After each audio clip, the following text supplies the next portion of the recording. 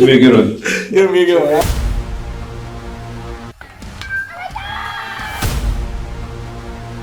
Definitely a different type of process.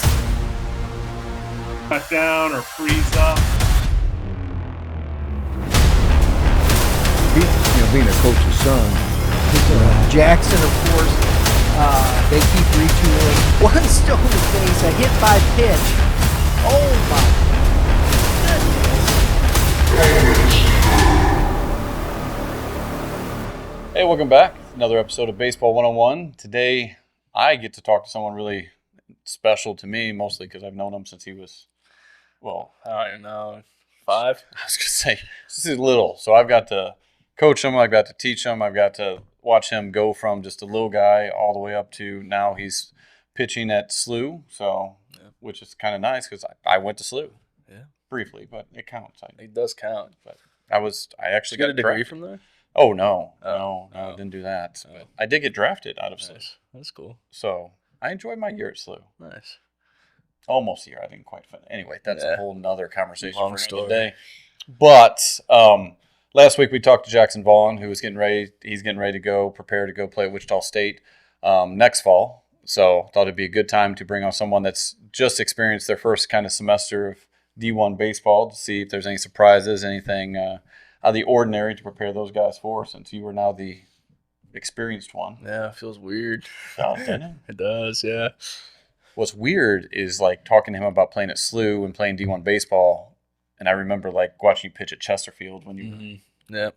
short. Playing for the Athletics back in the day. That was a The strong Vikings. team. Yeah, it was. Strong team. Very strong team. I mean, if you really think about it, there was a D1 football player on there, That's true. D1 baseball player, and a drafted baseball player. All on the It's same pretty little- impressive. All from the same like elementary school team. It's not like this was not a club team. This was not a recruit. This was no. So we did okay. We did pretty good. It was AA. Yeah. We dominated.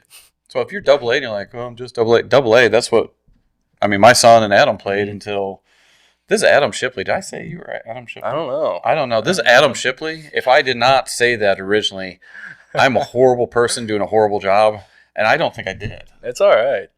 So this is the Adam Shipley Thank you. pitching at St. Louis University. Yes. I got distracted with Chesterfield and little kids teams, and that was one was like really fun. There was no pressure. No pressure at all. That was awesome. Good old days. Often we talk about the snow cones on Yeah. here. Like, it was just a snow cone time. Like, it Yeah. wasn't serious. It was like, hey, concession stands, get something good. Yeah. Going back, thinking about it, did you have a favorite concession stand at a certain park? Food or just Food. like probably nachos, honestly. Nachos. I'm a nacho guy. Did you have a location, BMAC or Chesterfield? Chesterfield. Chesterfield was always solid. Chesterfield always did have good food. Yeah. They even had good burgers. And Yeah. Oh, burgers. Oh, yeah. Burgers were my favorite actually. I'm a burger guy in between games. That's Maybe a not Twix in recommended. there too. It's not recommended, but burger and a Twix. Especially after you pitch or something, you can snack up. It was always easier to eat if you had a good game. Yeah, that's true. That's very. You know, a very bad true. game, like, I guess I'll have a burger. Yeah. Did you go with the Gatorade or soda? Gatorade. Good call. Color? When I was younger, red. Now it's like the yellow. I don't know what it's called, but it's yellow. Lemon? Yeah. Lemon yeah. lime? Yeah, lemon lime. Yeah, that's my favorite. Thinking outside Quenches the my box. thirst. It Yeah. really does. It was It good. does. Anyway, so we've covered the really difficult topics now of what he would eat in between games. But for those that don't know, I do, so I'm not going to make you talk about it. But Adam grew up playing soccer, baseball, basketball, and then you switched from soccer to football around 6th grade, if I remember correctly. It's 6th grade. So, and then he continued to play basketball until freshman, 8th grade was your 8th last grade. season. 8th grade was my last year. Hung it up. Yeah. Focused more on baseball and football. So Football, those again that don't know, Adam was a starting quarterback on the only state championship football team in Yes. house history. yeah, So those very pretty cool. fun times. Yeah. It's a good transition from soccer to football. Yeah, I don't know how I did it. First one in my family to play football, and I don't know. Guess I had a hidden talent or something. I don't know. It had to be from your mom's side. Probably. I'm just kidding. I'm just kidding. Just kidding. But no, played football all the way through. Basketball, you stopped in 9th grade, and then baseball all the way through. So you played multiple sports through high school, which I'm a fan of. So it's good stuff. Yeah. But Basketball, you'd kind of hit the end of Yeah, I did hit the end of the road. all of a sudden. I couldn't like, you had to jump shoot and anymore. Jump and, Yeah, no. yeah. So Nope. now one thing you did shift, and it's kind of interesting because I think there's a lot of kids that kind of go through the process of going from a position player and a pitcher, Mm-hmm. and then you kind of shift into this PO. And I know I used to kid around with you like in middle school, like future PO. Yeah. And I only said that because I don't know if I ever even told you, but like when you guys were playing like 6, 7U, Mm-hmm. at one point, my wife, Yeah. it doesn't matter. Hello, Amy. Thank you. She's wonderful. Hi. She asked at one point because she was a little worried about like, do you really think Ty can play in college? I'm Yeah. like, yeah, there's several people that can play in college. Mhm. She's like, well, who? I'm like, Adam will pitch in college. This was like 6U. Yep. And I'm like, from a young age, and that's what I'm like, your arm action was always pure. And I was just like, he's going to pitch. Yeah. Ty was not. No. I mean, he could. You used to have it back in the day Yeah, but on the little Vikings. he did a long time ago. So you played position. Mostly you were at third base. Mm-hmm. And even at 8th grade, you were one of the better hitters in the area for that age group. Mm-hmm. And then as you got older, I mean, you hit a little bit in high school. A little bit. Freshman year. JV. JV. And Hey, you like- even got some varsity. No. Oh, I did. You started off Junior. strong. I did start off strong, and then it just went slowly down. But it's all right. We had some injuries or something, so I'm like, hey, Adam used to hit, and I did play second base in the Final Four, though. that's true. A lot of people forget that. I don't, because I was unbelievably worried. We had a little Yeah. situation. We need a second baseman. That's a good story, though. So you made a diving play in like the first inning. Yes, I did. The Knicks of practice the I- day oh, before the yeah. Final Four. If people saw that practice, they would have thought, I was "Who worried. is this guy?" So basically, for those that don't know, we played in the Final Four against who This was was it? Liberty North, the first year. This is the first year. Yeah. Went. So So your junior year? sophomore year. Ooh, yeah. So we had a little situation. A player couldn't play. Mm-hmm. And so we went to Nixa to take ground balls, and we're like, hey, because you had played earlier in the Yeah. season, Mhm. and it's not like we just threw you out there, but we're like, Adam's a good athlete. He can do this. So we're at Nixa, and Coach Phelps hitting some ground balls. Yep. Do you want, from your perspective, how did that, just describe that for people that don't know? So let's just put it out there. It was grass and dirt field. It was. And we were playing the next day on turf. So we were at practice the day before, and he was hitting me ground balls, and I was already nervous because like I wasn't supposed to be playing No. second base in That the was not Final the plan. Four. Like I didn't play since like the first 2-3 weeks of the season, and like after I missed one, like I felt so much pressure, and everyone's looking. Missed one, it was the first one. It was the first one, yeah. So Everyone's it's not like he looking. had caught 10 in a row. First one, First and Coach one. Phelps was being very generous with Yes. speed and the like two hoppers. So this was to say routine. Yeah. Routine. And like everyone's looking at you because everyone's like, oh, like let's see how Ship does. He's starting tomorrow. Yeah. Like this is a big need him. deal. We need him in the Final Four to beat Mhm. Liberty North, who had a bunch of D1 guys. 4 or 5. Yeah, and then so I just kept missing him. Like I felt like everyone's staring, and it's just like the pressure. I felt like I was in the game just in practice, and I was We like, were what is staring. going on? We all were I heard staring. you guys, all the coaches around like talking. They're like, I don't know Oh, if this is a good idea. It went from staring to I think crying. Titus came in, started playing second a little bit. And I was like, oh man, I'm about to get my spot nipped. And then the next day, we were on turf and we're in practice or like just hitting before game warming up. I'm like, oh, it's turf. Like I'm all right. Just stay good. down on the ball. First play of the game comes to me. I'm like, oh jeez, like here we go. And then I make the play, kind It of. was like a diving from the knee play, wasn't it? No. The first play was routine. It was a high chopper, came through it like Alright. this over the head. And then I had like 8 plays to me that day, and I made all of them. All of them. And I'm not gonna lie to you. That was and the best defensive game we've ever had. Like everyone was making diving plays. Me and Jake up the middle. That was the Liberty North game for those. We played them a couple times, but that was the extra inning. Yeah. It's one of the best high school games I've ever been a part of. Awesome. Leo throwing the guy out of the plate. Yep. Because I mean, Ty made the diving play in the 7th or 8th. Like it was a great game, but yeah, you started in that game. Yeah. But Good times. that was the last time I think you were viewed as a position player. Yeah. Yep. So going from position player, I know you were reluctant to kind of embrace the PO life. Mm-hmm. You glad you went that path? Obviously, it turned out well for you, but for the kids out there, they're like, I don't want to be a PO. PO's not bad. I would say being a PO is play nice. as long as you can. Yeah, play as long as you can. The PO life is very nice, I would say. Like, you live the life, you throw once, if you're a starter, you throw once a week, and then you have the rest of the week to sit in the dugout, have fun with your buddies. But at the same time, the thing that was hard for me, especially being a quarterback, being being in control and like being able to make a difference in the game, like not being able to do that anymore was very tough. I still deal with that to this day. Like, because like like you're an athlete and like you could, or like, I don't know, not anymore. Well, not now, but like, if you would continue to hit and refine that skill, you could have hit a high level. Yes, but like, it was just like, it's tough not being able to like be in control of a game and making a difference. That was a major thing. Just me being like a competitor, is like not being able to make a difference was really rough on me. And that's, as long as you can play the field, as long as you can hit, do it. Mm-hmm. But there are certain people, and I mean, I saw it early with you, like your future is going to be on the mound. Yeah. Well, it's also like just depending on your team, like at how like we had so many good guys at so many positions where it's like you don't really need. I didn't really need to play there anymore. It was like we had Brady Wilson, he's at Jeffco, gonna go to D-1. So it's like Aiden Johnson's playing in college. We had, who was at third last year? Rouser. He's at Maryville. Yeah. So yeah, it's when you have college players in front of you and your future's going, you're getting your school. See, like if I played at another school or something, maybe I'd be playing the field, but you never know. I didn't. So the PO life's not bad. No. Now, I love college. College, the PO life, and I haven't even talked to you about it, but the PO life in college, definitely, there starts to be a bigger separation of like POs and position players. Oh, yeah.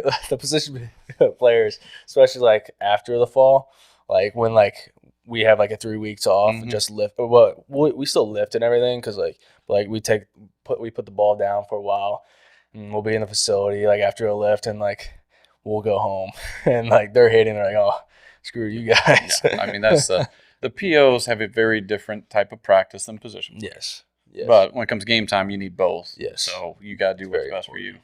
So we skipped over the recruiting part, but how did you end up at SLU? Like, how old were you when you started talking to schools and kind of what that process looked like? Yeah, so I was able to go to the Future Games after my sophomore year. So going into my junior summer, I pitched really well at the Future Games. A lot of scouts there, right? Yes, a lot of scouts. And we've talked about, like, if you get a chance to go to Futures game, go. Yeah, you need to go. I know Alex Bryan, like, he wishes he was able to go. He wasn't able, like, he was invited, but he wasn't able to make it. And, like, he still to this day, we talk about it sometimes, like, he wishes he was able to go. I mean, great event. So yeah. If you get the opportunity to go, obviously it's not for everyone. It's select, and that goes through Kevin Mulder and rights and all that. But you got to go. A lot of scouts there. You threw well. So I was able to talk to multiple schools. Like, so I talked to SLU, was one of the first to reach out. I think this first school I talked to was Louisiana Monroe, which was a cool school. But I didn't really know, like you don't really know going into the recruiting process of like what are the do's and don'ts. Like it's way different now than when I was recruiting because like when I was talking to coaches, like now kids can't even do that. No, and we've talked about it on this. Yeah, so it's just different, but it's a surreal moment. I loved it, but and then it was different for football too. Like just the way that you get recruited, more baseball was over the phone, texting, calling, and then football is like they come to the school and they talk to you in person. So it was just different. Yeah, but I enjoy the recruiting process a lot, though. So why did you end up picking SLU over? Obviously, you could have played football at a lot of schools. Yeah. You had other baseball options, so you decided I'm going to play baseball. I'm going to go to SLU. Something stand out about SLU? So SLU's coaching staff, I really loved going into great it. Staff. And like Darin Hendrickson is just like Coach Perkins. So coming from like Coach P's program and coming into a winning program like SLU's and from Hal's program is basically the same thing. And I was basically picked off from where I left off from Hal. And a lot of our practices with Darin are like the same. Like the PFPs are very big. The base running is very big. Base running is very different in college. It's a lot tougher. It's very important. It's a very important thing in college. And then just those little things to refining those little small details that are going to win and lose you games. So So let me get this straight. Details important. Yes, very. Like the fundamentals. Yes, the fundamentals. So it's almost like you should start working on those before you get to college. Those are very important. I try to work on it during the summer a little bit before I got there because it's like I want to be able to feel the ball. Well, yeah, and that'd not be look good. silly out there. So, and there's a lot of different coaches, Mm-hmm. and obviously, I mean, I coached you for many years and tried to like do those details, but it's until you get older, it's like tough for athletes to really appreciate, hey, this is important. yeah. But then when you get to college and you look back and go, wow, I'm glad I had a foundation of the Yes. PFPs and the base running, the pickoffs. Because there was days like we would do it every day at Hal. Like we would do all those base runnings. often. Like you're like as a high school student and like you're after a long day of school, you're like I don't really want to do this, but like you still do it. Like now, like looking back on, it, I'm so thankful to be able to do it because it sets such a foundation for like what I had to do in college. So it gets me ready.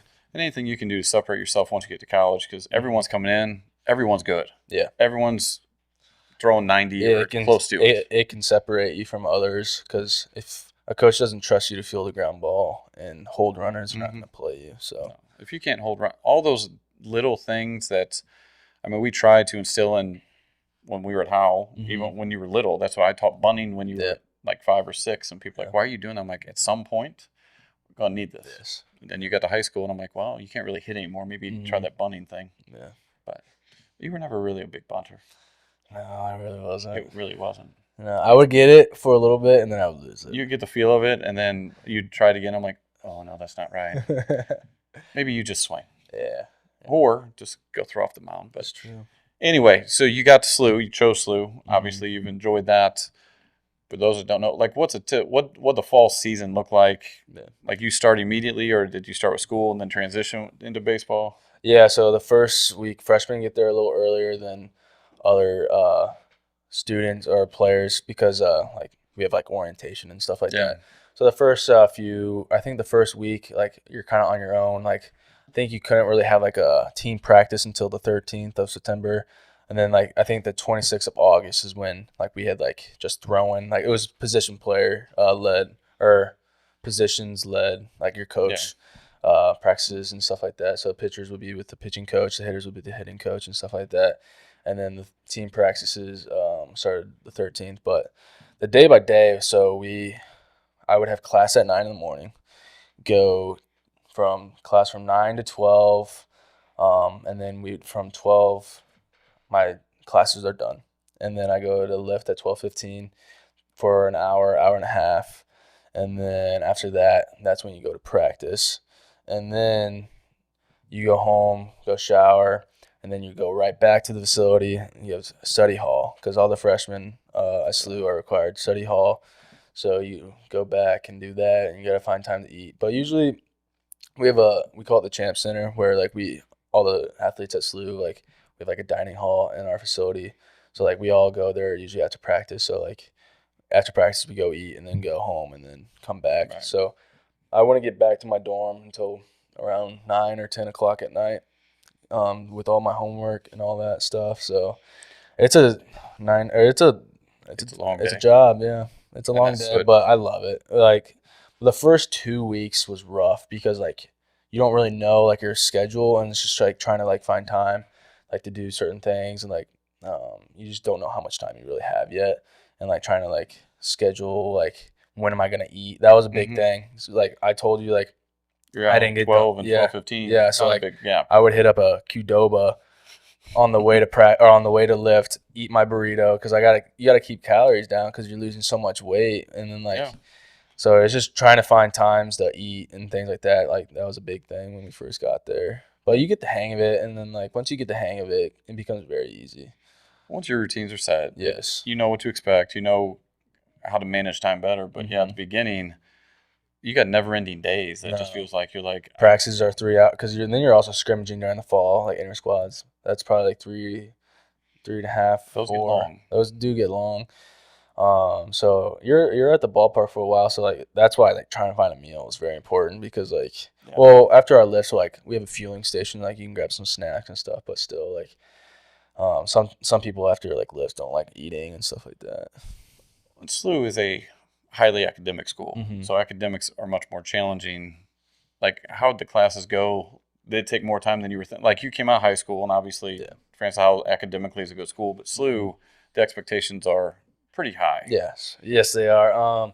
Yeah. So the first, like, when I first committed, and like I've heard like talks, oh, it's gonna be really hard, like, but like I was able to manage like this like routine. Like I know when I can do my homework, Yeah. and like especially like having a group of guys, like all of us freshmen. There was 5 of us freshmen coming in, so like with a smaller kind of class like that, like we were like able to stick together, like if someone was slacking off, you're like, hey, let's get back to it and stuff like that. So like having like that group core right there, like because like only the freshmen really need study hall because like the other guys like it's just required for freshmen for the study hall. So like having the freshmen together like really helps us a lot and being able to do all your work. Oh, making sure that you guys, it's easy to fall behind in college. Yeah, it really is because like skipping classes like it can become very tempting and like once you do it once it can become addicting. So, Especially that 9 o'clock. Luckily, 9 o'clock class when you're in high school seems late. oh yeah, no. 9 o'clock 9 class o'clock in college is like, I don't know what happens between your senior year where it's like class starts at 7:20 and you're fine. Mm-hmm. All of a sudden 9 o'clock feels like 5 in the morning. Yes. So yeah, so like me and my roommate, like we would wake up, like go shower and everything, get ready for the day. Like we would wake up like 30, 45 minutes early, and then like like later in the semester we'd wake up 5 minutes for class, go to class. But like that's just like a normal college student, just like wanting to sleep as much as you can. Well, it's a long. You're going 9 to 9, 12-hour days. Yeah. And then you get Sundays off. Yes. So 6 days a week. Saturdays is different. Obviously, you don't have class, but Saturdays used to be longer scrimmages, longer practices. Well, we have during the fall we go do charity work. We go we do Spensa. We help out kids who need help, and we play soccer with them. So that's cool. Yeah, it's you fun. do that every Saturday or just? Yeah, we do it every Saturday. Down is it on campus or you guys go somewhere? We go somewhere. It's in Scott Gallagher's. Yeah, down that way. Yeah, so it's not too far. It's like 15 minutes. So we all go down there on Saturday morning. I think it's like 8, 9. I think it's one of those two. Early. It's early, and then after that we all come back. It's only for an hour. Yeah, and then we come back, have practices and stuff like that. The impact that you can have as a D1 athlete, and I think you forget, at least I did, like when I was playing D1 sports, I'm like, it's not special because it's like, it's just what I'm doing. Yeah. Mm-hmm. But then to like go down and help other kids out and do those things, it's a good reminder of like, wow, I get to do something special, makes you appreciate what you can do. And 100%. I think it's an awesome opportunity. I'm glad that Coach Hendrickson's doing that. I know Coach Evers we were talking to, Maryville does stuff like that. Yeah. So, I mean, there's a lot of things that go into college athletics, but it's definitely, when you think about, you got academics, you got baseball, that takes up 12 hours of your day every day. Mm-hmm. The social part is pretty much with your baseball program. You get really close with your buddies on the baseball team. Like, it's cool to like hear like their stories because there's a lot of transfers. So like you hear stories of where they come from, like what they said like to us, like their past schools, like it was very cliquey. Now like the whole team hung out and like they said like this is the best school they've been to. Like and they've been like very big schools, like Power 5 schools, and they say like they love it here just because like everyone's so close with each other. Because that's like we're with each other, do everything with each other. So it's like a family. Like literally, like you do everything with them. You're in class with a lot of them. Yeah. You're eating with them. You're practicing with them. You're with these guys all the time. So that's what part of the recruiting process I think is so important, to find a coaching staff you connect with, because you're with those guys often, especially your position. Like the head coach is over all of them, but like the pitching coach is the guy that you talk to the most. Oh yeah. I'm guessing you don't talk to the hitting coach as often. No, but that's my guy though. I still love him. Did you tell him you used to hit? No, I didn't. You haven't broke it to him? I didn't want to get embarrassed. Because every PO still thinks they can hit. No, I know I can't hit. I accepted it. If you were down at SLU, you'd be like, I can still. Yeah, sometimes I do get in the cage. And I'll hit a few, and then I'll be like, okay, my hands hurt, and I'll get up. 2 swings. Ow. I need some gloves or something. But You've gotten soft in your old age. Yeah, I know. Now you just have to pitch. It's all good. So, But yeah, you're close to those guys. You're close to the coaches. Mm-hmm. Brett Graves once he came in and talked in class at one point. He's like, the 3 parts of college, you got the social, the academic, and the baseball. You ain't got time for all 3, and you have to. One of them you're going to have to sacrifice. And if you're not willing to give up the social, then the academics are going to fall behind, or the baseball. So just that idea of, hey, I'm going to go to college and have what some would say a typical college experience. That social component, you won't last if you're doing that. And like we have a pretty good core group of like guys that won't let that happen. Like if your grades are slipping, like our coaches will get on you or like help you fix it. And we have like great academic advisors in the athletic department, and they will help us out with all that. So be nice to them. Yes, I haven't given them any problems, So that's not yet. You learn, and it's just part of the process. Like the academic advisors, the trainers, all the support staff around the program, to treat them well is such an important part of like just learning.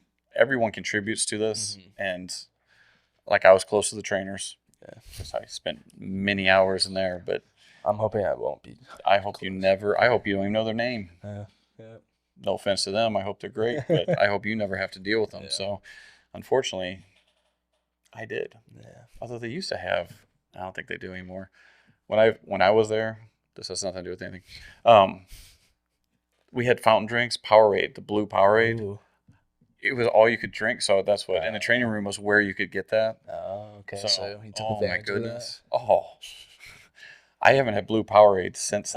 Do they still make blue Powerade? It doesn't matter. But it just, you're talking about the training room, and all of a sudden I'm like, I could use some blue Powerade. Yeah, that's nice. It's weird you start talking to people, and all of a sudden I have cravings for snow cones and blue Powerade. Cheeseburger from Chesterfield also. Yeah, that does sound good. Maybe some fun dip. I'm all over the place. Anyway. Is there anything, and obviously, were there any surprises about any aspect of this fall? I mean, you've been around winning program. You've been around a lot of coaches. Knock that out of your way for a second. Sorry, Drew. Were there any surprises that you're like, oh, I didn't realize it would be like this and this way, or academics or anything? I didn't realize how important holding guys is so important. Really? Like the way like guys can steal a base in college is just like crazy. Like it's like that. You will turn and they're gone. And then, like you're like, it's literally all about staying calm though, because like you hear your coaches preaching it, and I'm thankful because of the way I stand, like I can kind of see it in the corner of my eye, so like I can kind of help it a little bit, but like they will take off like in scrimmages against other teams, like especially like the veteran guys like who are really fast, like Hayden Moore, very very fast, and like he's very aggressive on the base pass. Like you will literally like just come set and they're gone. And you can either balk or anything like that. It's just like more things to. I confident Coach Heron talked to you about holding runners on, but again, it's not until you get to that next level that you realize how important it is, because guys like Hayden Moore, all of a sudden you're like, they're not just fast, but they're getting great jumps. And they're like great jumps. They're I don't know what daylight. What is it? I don't know what they call it. Are they vaulting? Yeah, vaulting. Yeah, they're vaulting, and like they'll vault and they're gone. You're like, oh, okay. So you've learned. Yes, I've learned. And that's part of the hard way. I think that's a cool part about playing. Like at each step, you realize every detail matters a little bit more, because the talent, everyone has talent, but the details, like how to vault, how to get leadoffs, the reads, all those things about how to hold a runner. Because you can't hold a runner all of a sudden they're at third base on a walk.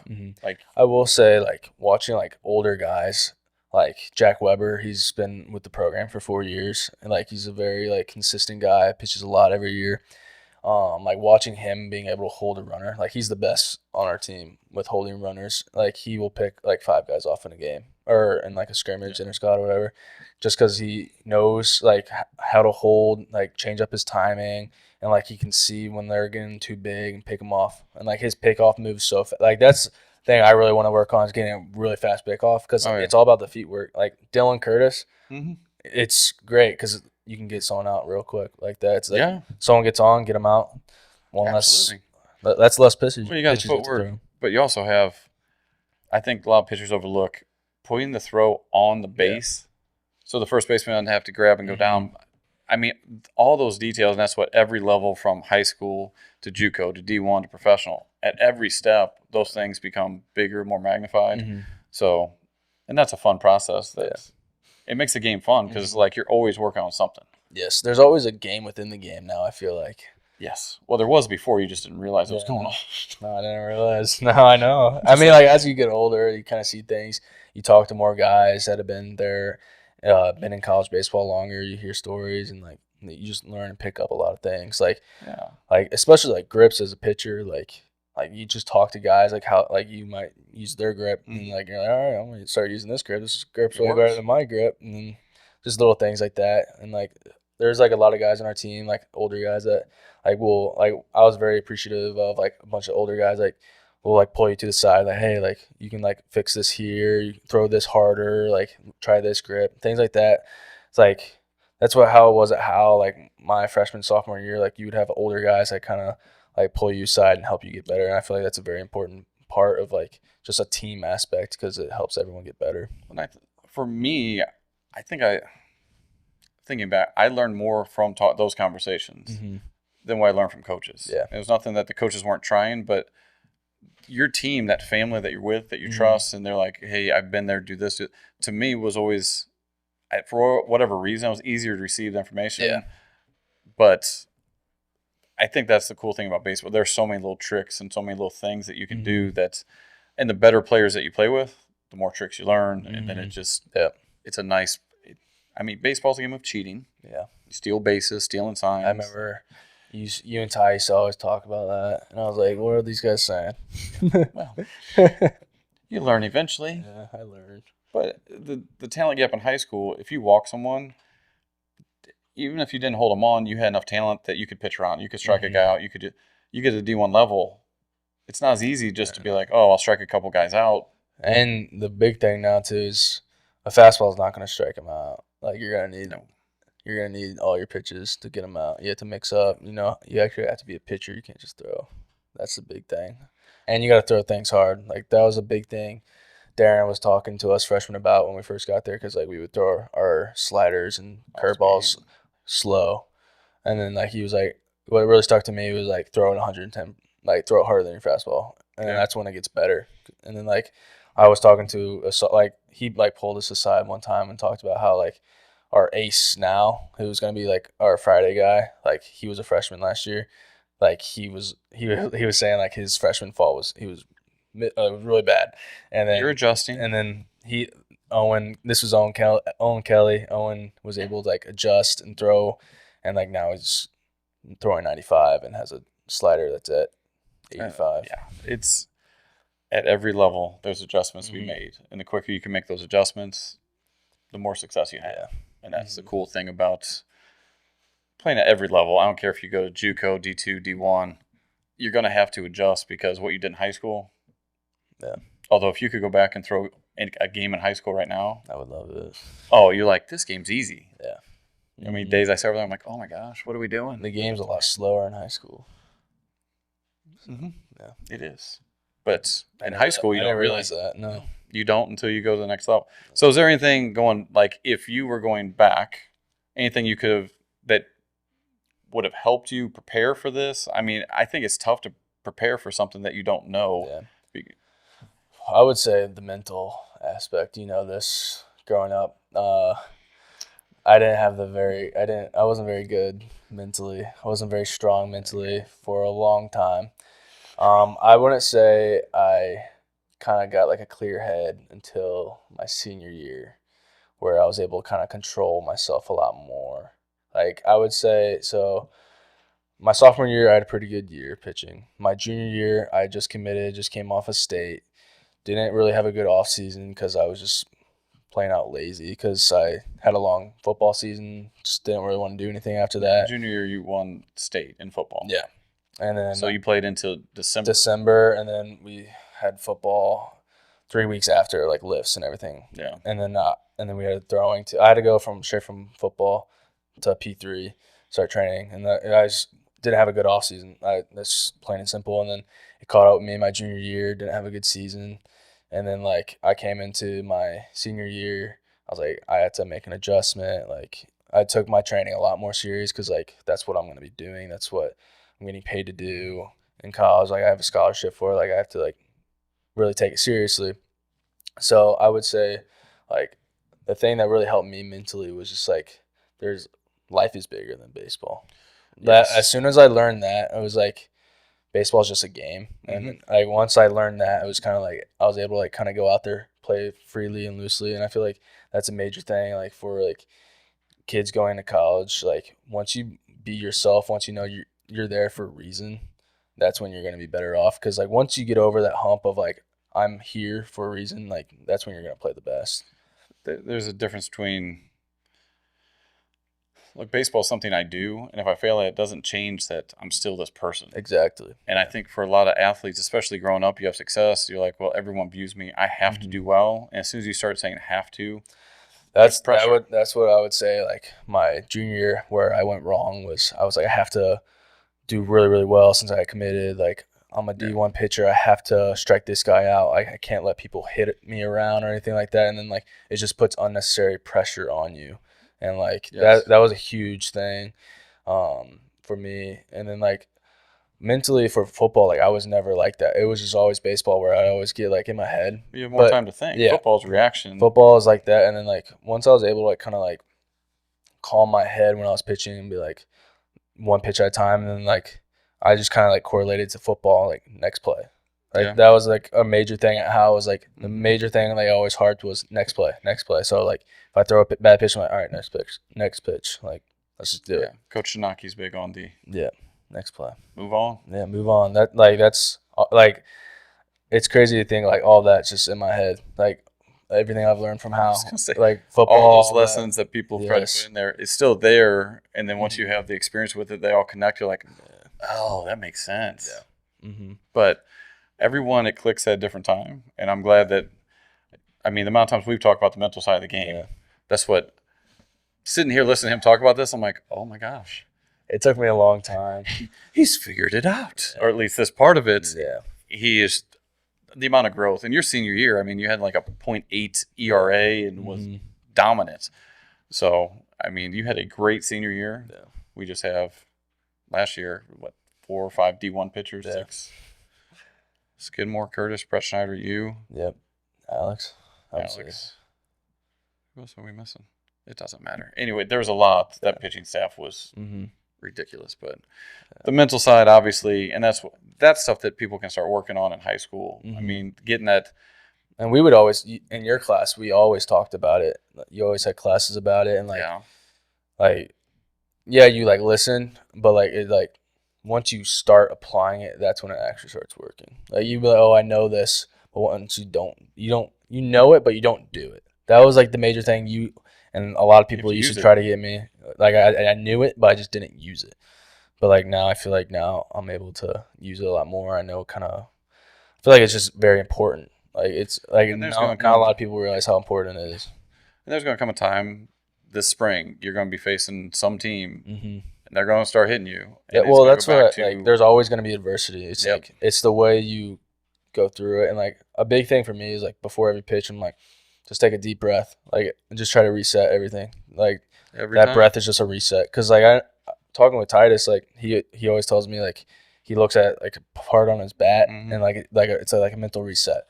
So I kind of like took that for me like as a deep breath for me. Whatever routine you have, and I know. We talk about routines a lot, but you younger ones, Brian Kane has some awesome stuff on the reset routine essentially, but there's a whole process of doing it. And once you establish it, regardless of what just happened, you have a cue that reminds you to take a deep breath or reminds you to basically, it's a reminder to go on to the next pitch. And if you can stay in the moment, because you can't live in the past and perform. You can't, even if something good happens, you can't live in the past. No. At all. And a big thing that I think it was probably after my junior season going to the summer, because I had a much better summer than my high school season, was visual. Like if you're telling yourself like don't spike it, your mind's seeing spiking the ball, and then once I realized I was like, okay, throw it. Like my cue when I pitch is throw it through the catcher, like throw it, like try to rip his glove. Visualize Yeah. through the glove. Yes. So as soon as I kind of learned that helped me a lot too, because like I'm visualizing that, because like it was funny. I remember like one time I was pitching, like I think it was at SIUV. Like I just remember this vividly. I don't know why, but like I was like, I was like, don't spike it, and I spiked it. I'm like, oh my gosh. and then I was like, all right, throw it down the middle, and I threw it right down the middle. Well, for those that don't know, we work off images. Mm-hmm. Like you create the image in your head and then allow your body to do it. Mm-hmm. But if the image in your head is a negative one of don't walk someone or what, like your body's going to do what it sees. Mm-hmm. So when you're, hey, don't throw this in the dirt. That's what occasionally you've heard me say from the dugout when the other pitcher's throwing. Yeah. Planting the seed of when he throws this in the dirt, that's more for him to visualize throwing the dirt so we can take advantage of, which works really well. Yeah. Now that I'm retired, I will let the tricks out, but there's many times of we work off images. So you younger guys, if you can put, I'm going to hit this too, you're putting positive images in your head, it's going to allow you to be much more successful than if it's like, hey, I can't swing and miss. I don't. Mm-hmm. And between, to me, visualization and then the words you say, when you say have to, it creates pressure. Mm-hmm. Just to minimize it, be like, oh, I just have to throw a strike. Yeah. Well, then it puts more pressure on you. Like, well, it's so easy. That's why free throws people miss. Well, it's a free throw. It's easy. Yeah. No. The things that are the most simple become the toughest because we put pressure on ourselves to do the simple things. Yeah. That's why any coach, if you're one of those coaches, do not say just throw strikes. Just hit the ball. Just catch it. Of course, that's what you're trying to do. Yeah. That's horrible coaching, by the way. Yeah. Sorry. If that, it's correctable. It is. But read Brian Cain or Dorfman's book on the mental game of baseball. There's one, Coaching the Mental Game, that's also awesome about the importance of how to teach this stuff, because I mean, I've talked to Adam about this for years, and it takes time and consistency before it finally clicks. Mm-hmm. And when it does, it's awesome. Sometimes you just got to get punched in the face and you realize, okay, maybe I should start doing this. I don't think I can punch people in the face. Yeah, well, if it's sped up the process. Okay.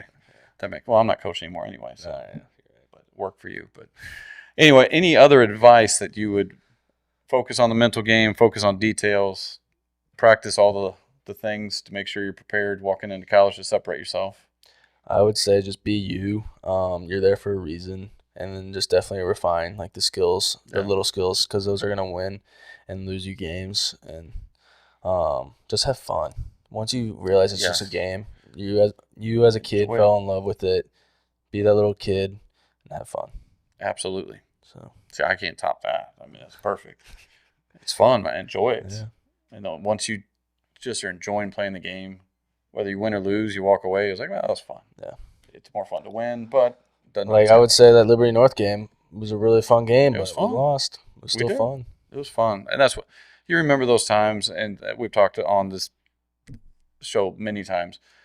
You're gonna remember the people you're with that you enjoyed. Mm-hmm. You're gonna remember the memories, whether it's club baseball when. It's not even the games. In between, you're going playing disc golf or going and doing like that's the part in 10 years you're going to remember. You're not going to remember if you lost to Cangelosi. Like it doesn't matter. You're going to remember the cheeseburgers at Chesterfield. They were really good. I have to swing by there. My favorite's still Baldwin. I don't know if Baldwin, you didn't play at Baldwin much. You used to, but no, they used to have the Fritos with the chili in it. Ooh. Oh, spectacular. I don't know what you probably hit up the concession stand. Well, yeah, it's because you were playing, and I'm like, I need a fun dip, otherwise I can't watch this any longer. Yeah. Do you like the fun dip? Do you like the stick or the powder? The stick. The stick is obviously the way to go. The stick. If you're, I mean, at the start, I'll put the powder on it, and then at the end, I'll just have the stick. That's the greatness of a fun dip. Yeah. Is after you're done with the candy part, it's like dessert for candy. It's unbelievable. I'm not sure if I can even top the fun dip. But anyway, I appreciate you coming on and sharing all the things you learned, and hopefully it helps you guys watching. And no, it was fun. I enjoyed it. Yeah, it was fun. You guys, if you enjoyed it, make sure you share it. Hit that subscribe button, and I appreciate you watching. Have a great day.